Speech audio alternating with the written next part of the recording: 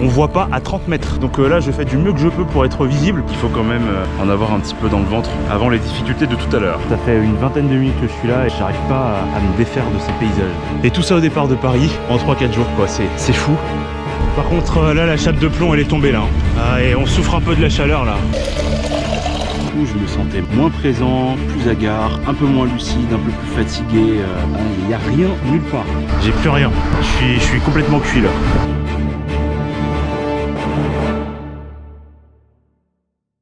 On entre dans les 400 derniers kilomètres de notre traversée de la France en 5 jours, 400 km qui nous sera donc donné de faire en 2 jours.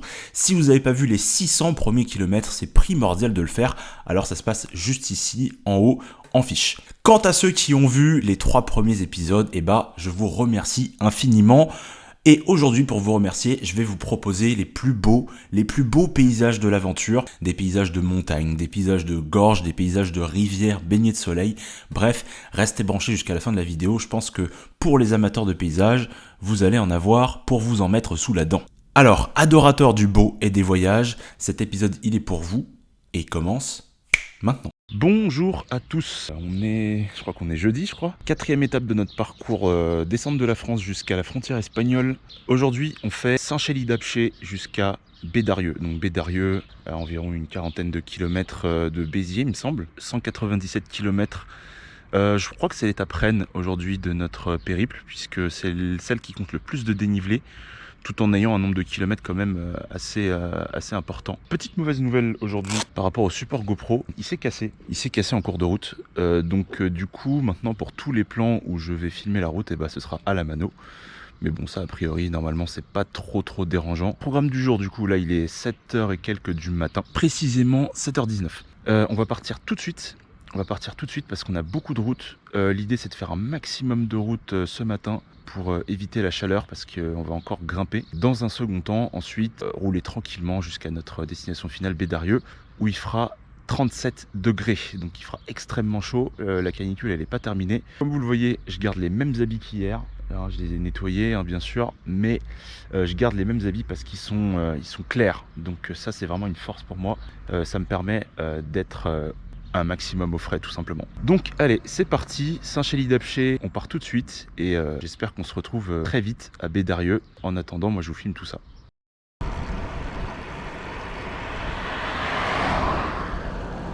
Bon alors comme vous voyez, on est dans des conditions de brouillard dantesques là, on voit pas à 30 mètres. Et c'est normal, hein, on est en altitude, donc il y a formation de nuages puisqu'il fait plus frais. Et je voulais mettre le point sur quelque chose de très important, vous voyez, j'ai pas prévu de rouler de nuit sur cette aventure. Donc on pourrait se dire, pas la peine d'emporter des éclairages. Si, c'est la peine d'apporter des éclairages. Donc moi j'ai une lampe arrière, alors je vais essayer de vous la montrer. Hop.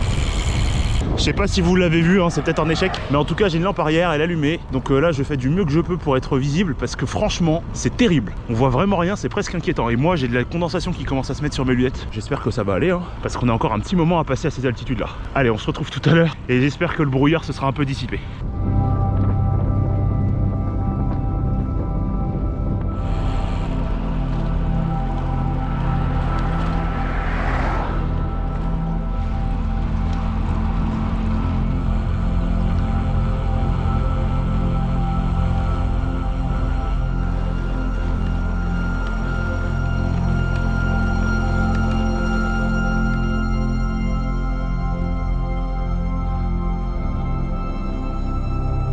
À 15 km de Mende, on monte un petit col là, le dernier avant d'arriver à Mende. On doit monter jusqu'à 1200 mètres d'altitude. Alors précédemment j'ai monté un autre col, pareil, 1200 mètres, et là depuis quelques mètres on monte à nouveau un col. C'est juste des paysages magnifiques, hein. Ce que je vous ai montré dans les précédentes images, c'était comme ça tout du long. Il y a très peu de voitures, c'est très calme. On entend le bruit des arbres, le bruit du vent, le bruit des oiseaux, parfois le bruit des animaux d'élevage. C'est juste incroyable. Et tout ça au départ de Paris en 3-4 jours quoi, c'est fou. On continue comme ça jusqu'à Mende et puis on verra, peut-être que je ferai une petite pause à Mende. Étant donné qu'on avance très bien, ça fait au moins depuis Paris que j'ai pas fait autant de kilomètres le matin. Il est 8h38 et on a presque 30-40 km. Je vous assure c'est pas mal, étant donné le profil extrêmement casse-pattes de l'aventure. Donc allez, on se retrouve à Mende.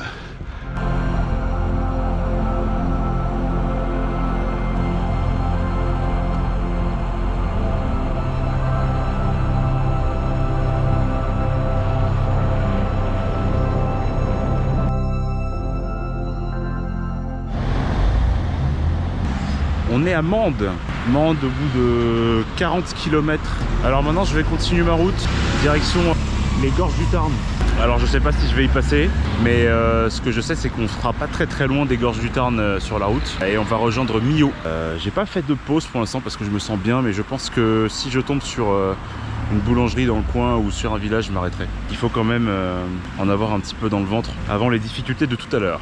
Alors pendant qu'on est en train de vivre l'ascension qui sera la plus difficile de toute l'aventure, puisqu'on va affronter juste des pentes à 12%, je voulais ouvrir un petit instant anecdote là. Quand je faisais les petits plans à Mende là et que je faisais les petits plans sur les panneaux notamment, il y a un gars à vélo qui est venu vers moi. Enfin, pas un cyclo, hein, juste un mec avec un vélo panier quoi. Et il me dit ah bonjour, vous avez l'air perdu. Et je lui fais non, je suis pas perdu. Et vous allez où comme ça? Je réponds ah bah je vais à Bédarieux. J'étais presque prêt à lui raconter ma vie, hein. Quelques secondes plus tard il me dit oh là là, vous pourriez pas aider mon ami Et en fait il faisait référence à une personne qui était en face, sur le trottoir d'en face. Et c'est une personne de couleur de peau noire. D'accord? Voilà, vous sentez venir le problème. Moi je lui réponds en rigolant, je lui dis oh bah vous devriez l'aider vous, vous avez un panier et tout. Parce qu'il semblait vouloir dire qu'il fallait l'aider à se déplacer. Et il me répond, de but en blanc, ah moi qui pensais que entre personnes africaines, on s'aidait. Comment ça mon ref? Waouh! Eh ben, j'étais pas venu pour ça moi. Donc moi je lui réponds bah écoutez non, pas plus que n'importe qui quoi. C'était une séquence lunaire. Il en faut 4500 fois plus pour me faire dégoupiller. D'autant plus que là, la personne, quand elle dit ça dans un moment de bêtise. Hein, elle se rend même pas compte que dans ses propos, elle peut blesser ou être raciste. Je qualifierais ça de racisme involontaire. C'est-à-dire avoir des propos racistes, des préjugés racistes sur la base de croyances quoi, tout simplement. Donc c'est pas bien grave. Mais c'est une anecdote à noter parce que jusqu'à présent, je n'ai jamais eu aucun problème. Et d'ailleurs, je m'attendais pas à en avoir. Et d'ailleurs, je considère pas que ce soit un problème. Je me dis juste, putain, c'est drôle. L'interaction s'était bien passée. Et au final, elle finit sur cette note nullissime. Enfin bref, c'est pas très grave. Vous voyez, si je vous la raconte, c'est que finalement, c'est pas si fréquent que ça. Ça m'a même surpris. Je me suis dit, ah bah tiens, c'est dommage. J'ai passé 700 km à ne pas avoir le moindre regard, le moindre propos. Et là, bon, bah, il y a cette petite note qui, au final, je le répète, n'est pas grand chose. Parce que j'ai les reins solides. Parce que vous voyez, c'est pas hostile. Si ça avait été hostile, là, je me serais dit, pas bon ça. Mais là, c'est pas hostile, c'est juste de la bêtise. Allez, on continue. On est sur les pourcentages apparemment les plus difficiles. Et vous voyez, le fait de vous parler, ça fait du bien. Parce que je m'en suis pas rendu compte. Mais là, je vais devoir utiliser mes deux mains parce que ça devient très chaud. Allez, à tout de suite en haut de ce mini-col. Ah, on est revenu à presque 1000 mètres d'altitude là. C'était costaud là encore cette ascension. Dommage, il n'y a pas de pancarte pour indiquer qu'on est sur un col, mais on est bien sur un col. Allez, on va tout droit, direction les gorges du Tarn. Regardez-moi ces paysages. Honnêtement, il y a ne serait-ce que 5 minutes. Allez, j'exagère. 10, 12 minutes. Attendez, faut que je passe une vitesse. Ah, voilà. Il y a ne serait-ce que 10-12 minutes, on était limite dans la forêt en train de gravir une sorte de mini-col. Et là maintenant on est là, un paysage limite de steppe. Mais qu'est-ce que c'est que ce pays, sérieux? C'est tellement incroyable la diversité de paysages qu'on peut traverser en même pas une heure. Vous avez pas l'idée. Là ça fait 3 heures presque que je roule. J'en suis à un peu plus de 60. Donc on avance. Mais quelle diversité de paysages quoi. C'est dingue. Et puis la météo hyper changeante. Là maintenant c'est bon, c'est le soleil. Tout à l'heure c'était la brume.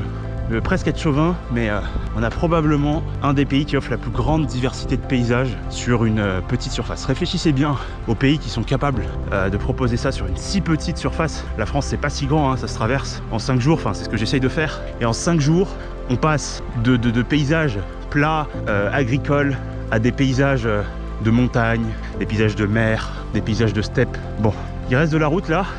Il faut que je pense à faire une halte pour manger quand même, parce que j'ai pas mangé depuis ce matin. Finalement à Mende j'ai rien fait, j'ai pas trouvé de trucs qui m'ont convaincu, donc faut que je garde ça en tête.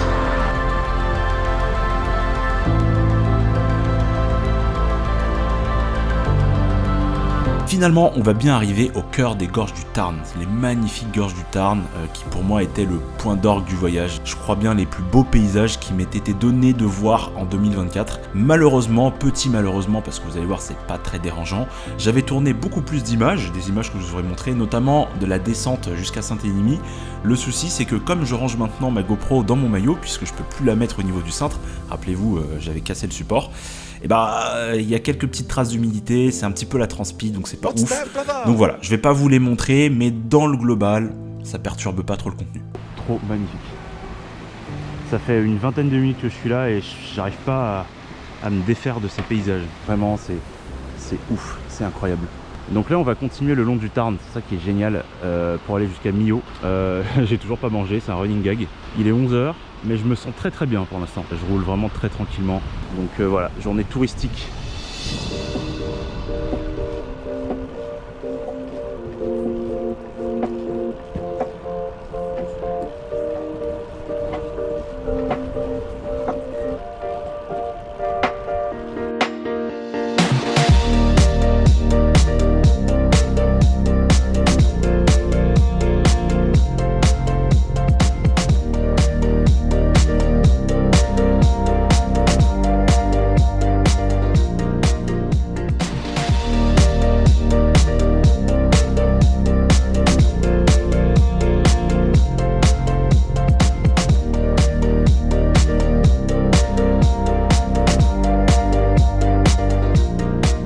Moi j'avais découvert ce genre de paysage sur les gorges de la Neste, mais je crois que ici sur les gorges du Tarn on est sur quelque chose qui est, je pensais pas le dire, mais un palier au-dessus quand même. C'est magnifique, c'est phénoménal, c'est juste fou.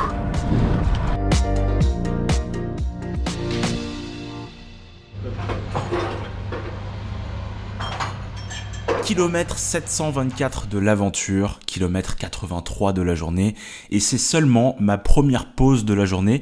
On va pas dire que j'ai très bien géré cet aspect aujourd'hui, hein. Je pense que l'euphorie des beaux paysages m'a fait un petit peu oublier le fait qu'il fallait manger. Mais bref, heureusement pour nous, ça nous portera pas préjudice. Faut dire aussi qu'on traverse les gorges du Tarn. Alors, je vais pas dire que les gorges du Tarn sont un endroit où on trouve rien à manger, ce serait exagéré de dire ça, mais les villages et les commerces sont pas forcément nombreux, c'est plus orienté touriste, donc il fallait faire preuve peut-être d'un tout petit peu plus d'organisation, ce que j'ai peut-être un petit peu manqué ce matin, mais encore une fois, tout s'est très bien passé jusqu'à présent. Mais allez, on va profiter de cette pause pour parler un petit peu organisation de voyage, et par là je veux dire organisation surtout de mes nuits de sommeil dans les communes étapes.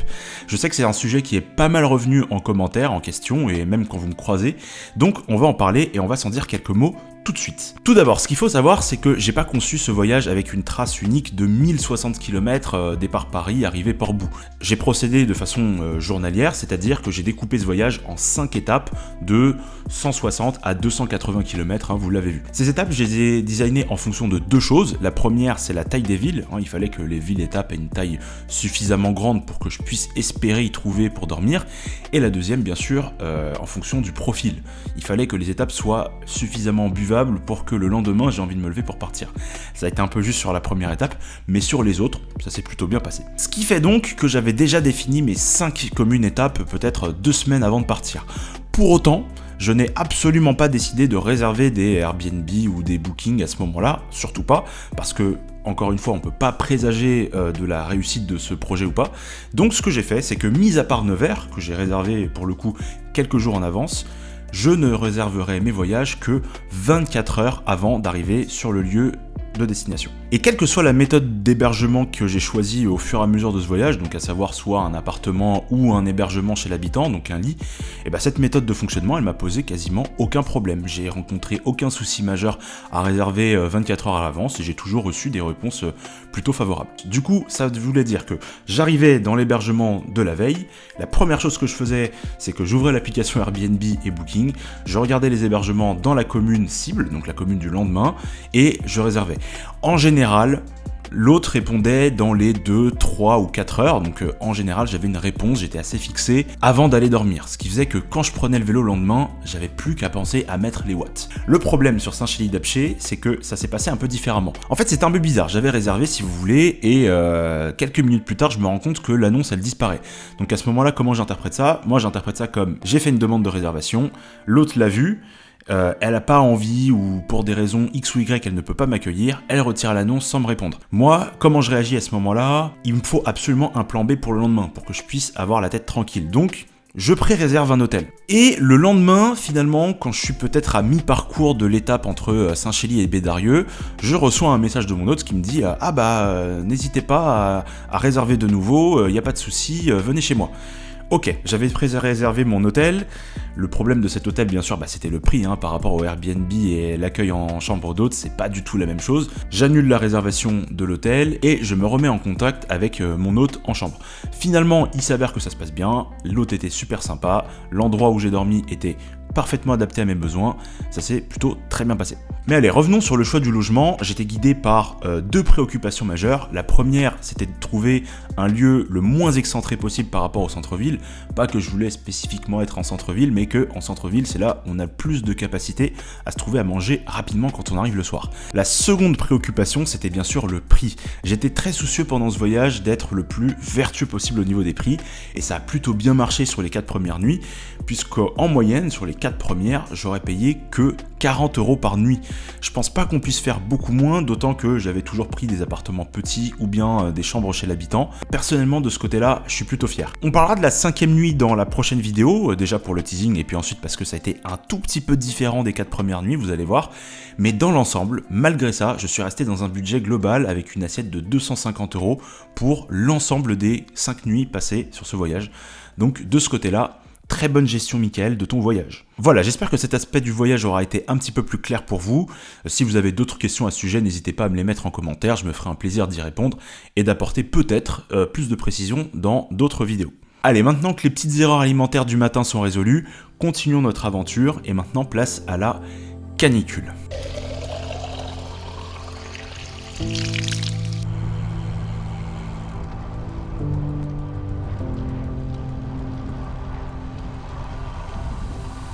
Une descente magnifique des gorges du Tarn. On arrive à Millau. Millau là, regardez.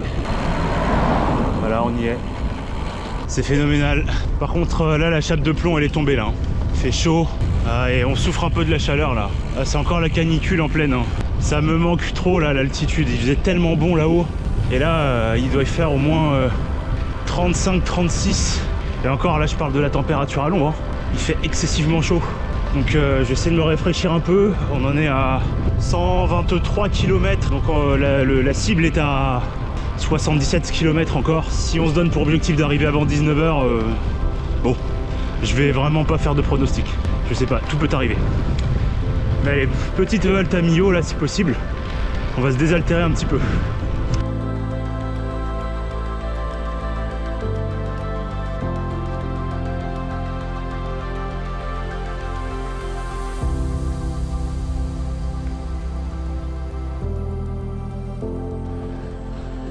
On a quitté Millau, il fait terriblement chaud, mais il y a une bonne nouvelle dans l'histoire, c'est que on monte.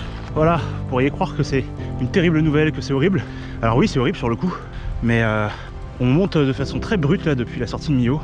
J'avais le choix entre une départementale chargée, avec beaucoup de véhicules et en pente, on va dire 12-4%, et cette route en pente très raide, 8%. J'ai choisi la pente raide parce que je voulais monter vite. Et j'avais la possibilité d'être un petit peu plus abrité du soleil, donc j'ai choisi cette route. Et je sens déjà la différence de température avec en bas. Là j'ai pris quasiment 300 mètres depuis tout à l'heure, donc on a monté très très vite. Là je suis à 628 mètres d'altitude et on est un peu mieux. C'est pas la panacée, mais par rapport à en bas, allez, on a dû gagner peut-être 1 degré. Faudra que je regarde l'évolution de la température en fonction de l'altitude pour me donner des encouragements quand je suis face à des raidars comme ça. Allez, on se retrouve au prochain cimetière par exemple. Parce que là j'ai besoin d'avoir un petit refill en eau et une douche.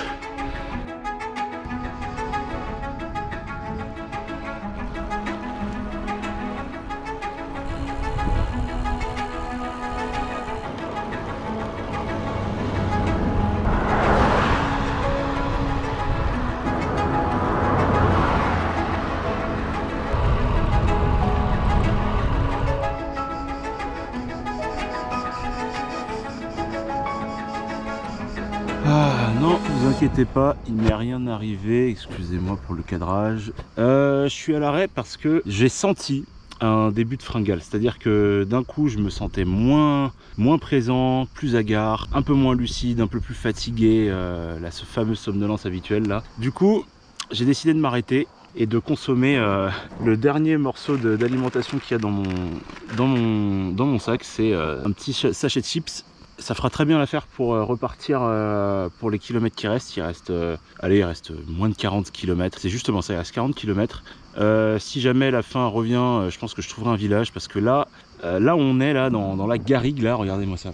Il n'y a rien nulle part. Là le dernier village qu'on a traversé c'était peut-être il y a 10 km. Et certainement que le suivant il est dans 10 km. Donc il faut faire extrêmement attention parce que la fringale elle arrive extrêmement vite dans ce genre de situation. Donc voilà, j'ai ça, je vais manger ça. Un sachet de chips. Ah là là, on n'est pas passé loin de la catastrophe, hein, mon petit Mika, c'est pas sérieux du tout. En fait, avant de sortir de Millau, je savais que j'étais un petit peu léger niveau bouffe, mais bon, je me disais qu'avec le refill que j'avais fait, à la fois en eau et en aliments, que j'avais directement mangé sur place sans rien me garder dans les sacs, je m'étais dit que bon, au pire, j'allais trouver quelque chose à manger en route. En fait, non. Il y avait rien de rien sur plusieurs dizaines de kilomètres. Alors là, pour les connaisseurs de la région, on était précisément entre la Cavalerie et le Bousquet-sur-Orbe.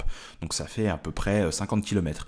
Et pour ceux qui sont pas du tout familiers de la région, on était entre Millau et Bédarieux, si vous voulez.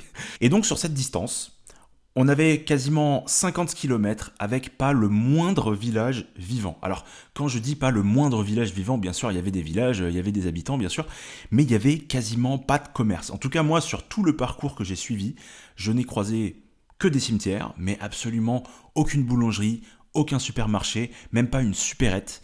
Ça a été 50 km bizarre, franchement, où je me suis dit, oula, j'espère que l'erreur que je suis en train de faire, l'erreur que j'ai faite à Millau, ne va pas me coûter trop cher. C'est pour ça que je vous dis qu'on passe pas très loin de la cata, parce que il se serait passé un monde où si j'avais pas eu ce pauvre paquet de chips, j'aurais fini en fringale totale, très loin de tout. Alors bien sûr, j'aurais peut-être pu sortir de la trace, mais ça aurait rendu la journée ou la fin de journée extrêmement compliquée. Donc voilà, pour la prochaine fois, quand on traverse des zones peu habitées, attention, très fort à ça les amis. Bon, j'ai eu confirmation par Google que sur les 40 prochains kilomètres, on n'allait rien croiser.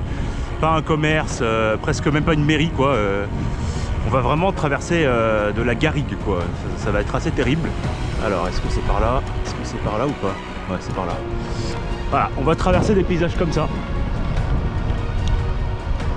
Ça va être très solitaire. Après, ça peut être cool, hein. Mais bon, faut pas tomber en panne quoi. Heureusement, j'ai des gels. Donc, si jamais j'ai de nouveau un début de fringale, a priori, il n'y aura aucun problème. Bon allez, en attendant, on va profiter des paysages. 40 km de Bédarieux. Je vous laisse profiter de ça aussi.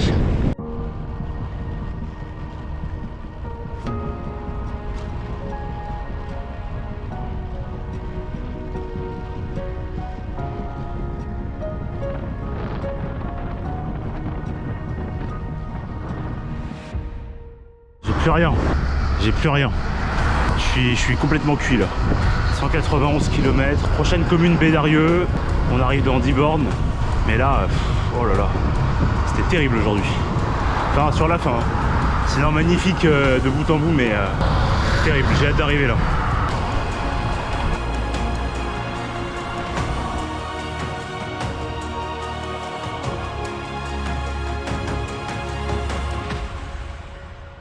Ça y est, on est arrivé à Bédarieux, terminé, je suis rincé mort.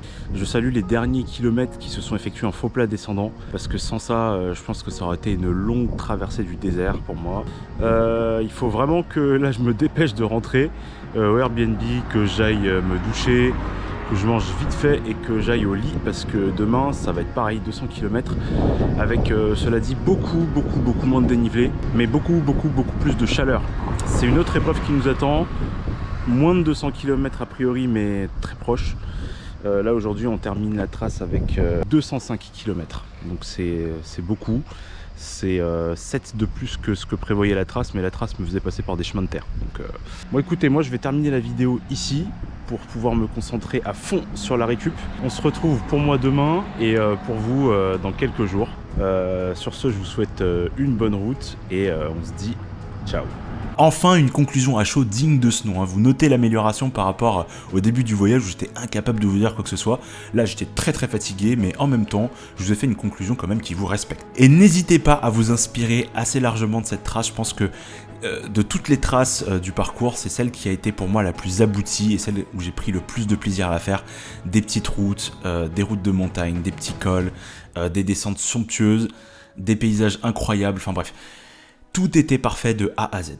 Allez, moi il me reste plus qu'à vous remercier infiniment de votre fidélité, 4e épisode de suite pour certains d'entre vous, et à vous dire à la semaine prochaine pour le tout dernier épisode de notre voyage à travers la France avec, je l'espère, mais bon vous en doutez bien, une arrivée à Portbou magnifique.